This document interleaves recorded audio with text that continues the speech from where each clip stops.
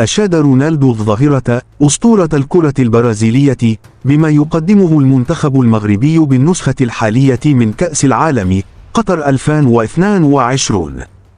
ونجح المنتخب المغربي في تصدر مجموعته بالبطولة قبل التغلب على إسبانيا والبرتغال في 8 النهائي.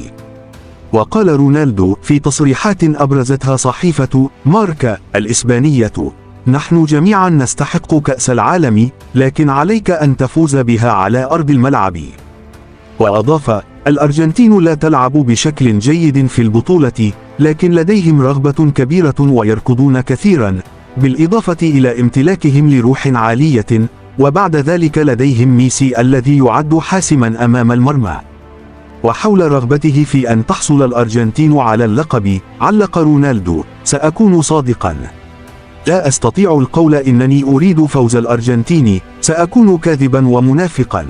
وبشأن ما يقدمه المنتخب المغربي في المونديال، قالت ظاهرة: أتمنى أن يفوزون، لكني أعتقد أنهم لن يقدروا على هزيمة فرنسا، إن مغامرتهم رائعة. ورد على منح مكافأة لجواد اليميق نجم بلد الوليد: إذا لم يحصل على مكافأة فسنمنحه واحدة، إنه يؤدي بشكل رائع. كل لاعبي المغرب يلعبون على أعلى مستويات الآن.